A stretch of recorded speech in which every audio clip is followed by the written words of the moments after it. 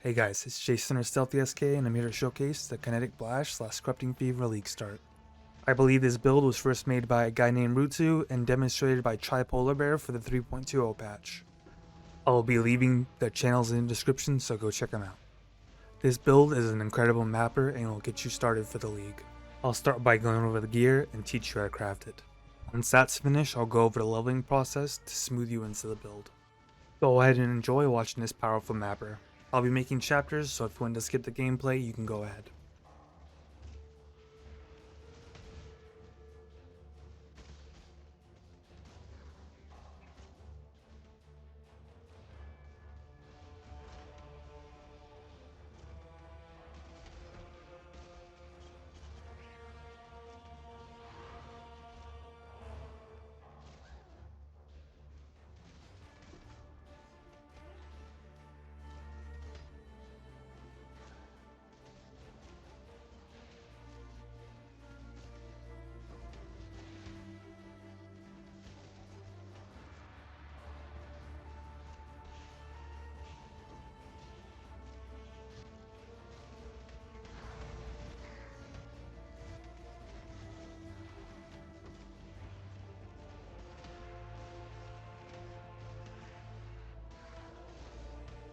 To start this build, I'm going to go over the gear and how to obtain it.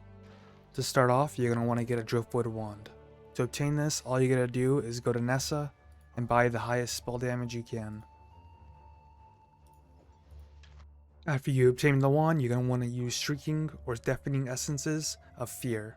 You'll want to keep rolling until you get +1 to physical skill gems. After done with that, you're just going to roll physical damage over time and your wand is crafted. You'll eventually want to upgrade to the Poet's Pen, but for now, it'll be a little bit too expensive at the beginning of the league, I assume, so just stick with the Driftwood Wand. Next, you'll want to get the Saphril's Frame. It'll cost about probably 10 C at the beginning of the league, and it'll be a very high upgrade. Now moving on to the helmet, you're just going to want to get Armor / Evasion Dex Strength helmet, ideally the Fluted Bassinet. After you obtain that, I would ideally roll Essences of Greed until you get some good secondary stats. Any bit of Res or Dex and Intelligence will be really good, so stop when you get that. Moving on to the body armor, you're going to want to get a Coliseum plate or anything with straight armor and strength. And then do the same thing you did on your helmet with Greed Essences. If you don't get Stun and Block, you want to roll that as your craftable. You can see here that I got it, so I just rolled some fire and cold resistance on it. Moving on to the gloves, you're going to want to get the Hemophilia Serpent Style Gauntlets. You're going to want to make sure the text in red says physical damage and not elemental damage. At the beginning of the league, this is still a cheap unique, so go and grab these. For the boots, you're just going to want to get an Armor / Evasion Strength Dex base. Once obtained, I would probably roll Essence of Zeal. If you need any Dexterity or Intelligence, you can roll that as well. Just keep rolling until you get something good like life, resistances, stuff like that. For your amulet, it's just going to be a stat stick. I needed intelligence, so I got that, and then I rolled a criminy on it. The reason you roll a criminy is because it gives you damage over time multiplier, and that's going to be our main damage scaling for this build.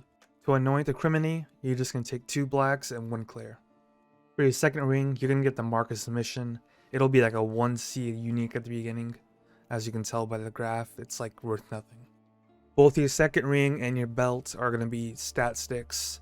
You're going to get anything you need, like if you need life, if you need resistances, if you need dex, intelligence, go ahead and get those and roll them on this.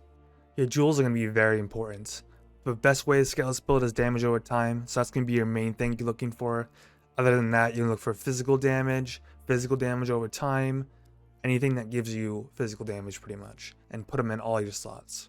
For your gems, I'm going to link the Maxroll article made by Tripolarbears. This is going to show your early mapping, your mid game, and your end game. The build showcase I showed you is the mid game, but you shoot for whatever you can afford at the beginning. As far as Ascendancy goes, you're going to go to Unstoppable Hero first, then to Fortitude, then to First to Strike, and last Inspirational. Now that we've finished going over the build, I'm going to show you the act/leveling portion of it. Following this act guide can get you to your build in the first couple of days, so give it a shot and good luck. I went ahead and made a Google sheet that demonstrates each gem you're going to want to be using as you level up. To start out, you can find out where to obtain all these gems by following Tyty's leveling guide. At level 1, you're going to be wanting using the Splitting Still / Chance to Bleed support and have them linked together. At level 4, you can add Onslaught to your 2 link, making it a 3 link, and then also grabbing Ancestral Protector, War Banner, and Dash. Once you're at level 8, you're going to add Main support to your Ancestral Protector, so it's going to be a 3 link, a 2 link, and then 2 1 links. At level 10, you're going to be replacing your Dash with the Leap Slam, making the green a red. At level 12, you're going to be replacing Splitting Still with Shattering Still and adding Spectral Helix, making it a 4 link. If you don't have slots for a 4 link, you can just take off Shattering Still for now and just keeping Spectral Helix. At level 16, you're going to get your auras added like Herald of Ash and Herald of Purity, and also adding Blood Rage to get extra damage. If you have an extra green slot level 24, you can add Poacher's Mark, which curses the enemies. At level 33 is where you can either keep going Spectral Helix or you can switch over to Corrupting Fever, based on whatever axe you have at the time. If you have 2 reds and 2 greens, you're going to keep Spectral Helix. If you have 3 reds and 1 green, you're going to switch over to Corrupting Fever. The rest of your gems are going to be linked here below. Note that these don't have to be linked together, only the Leap Slam with faster attacks and an Ancestral Protector with Maim. The rest can be one-slotted. Following on to the next part is your leveling trees. I have it linked here below whenever you need to use it. The next video I'm planning on making will probably be a League Start currency making guide, so if that interests you, you'll want to keep an eye out. Thanks for watching and have a good day. Peace.